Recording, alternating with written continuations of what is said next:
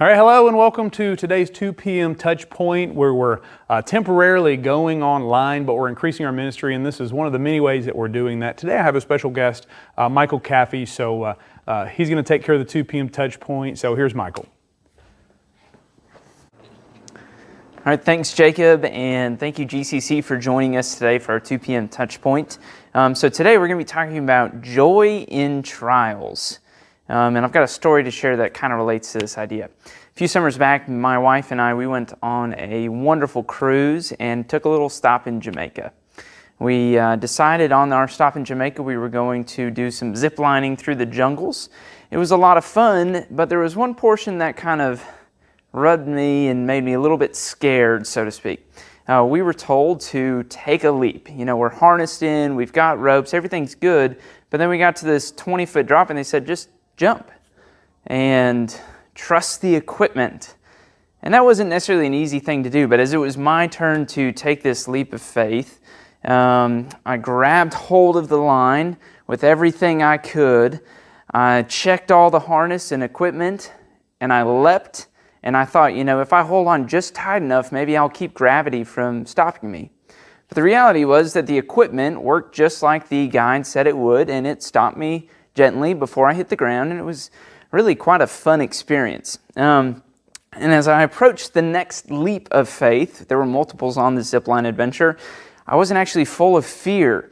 I didn't really hold on so that I could beat gravity because I trusted the equipment that was going to keep me safe. And there's some verses in James that I think can relate to this. James chapter 1, starting in verse 2, it says, "My brethren, count it all joy when you fall into various trials, knowing that the testing of your faith produces patience, but let patience have its perfect work, that you may be perfected and complete, lacking nothing." So here James talking to these dispersed believers, he's telling them, hey, all this dispersion, all this trials, all this pain, all this discomfort, all this terribleness, just count it all joy. Which, if you just say that, it sounds crazy. I mean, that sounds insane to us right now, given where we are today. Consider the terrible things as joy. Why would we do that? Really, how can we do that? These are fair questions for us right now. Well, James answers that. You see, this testing of our faith, these trials, they're going to produce something. They're going to bring about something in our life. They're going to produce patience, which will in turn produce perfection. Well, what does that mean? Well, patience, or really another way to put it, steadfastness, it doesn't mean sinless perfection. It means spiritual maturity. The testing of our faith brings us into a deeper communion with God and a deeper trust in Christ, which makes us more mature in Christ. John Owen said it this way. You see, God's instrument of trial, it digs deep into the depths and innermost parts of the soul. It allows man to see clearly what is truly in him and what type of metal he is made of.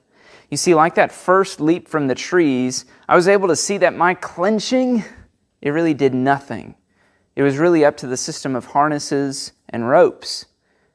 So therefore, going forward, as I approached the next leap of faith, I didn't have to worry. I could leap for joy. Therefore, going forward, as we face trials, knowing that Jesus is at work, we can trust that He is at work. We can trust that He's going to bring us through the trial, and we can trust that He is working through the trial.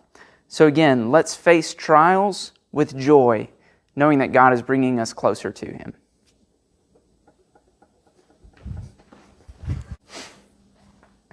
All right, thank you so much, Michael, for that insightful word from God.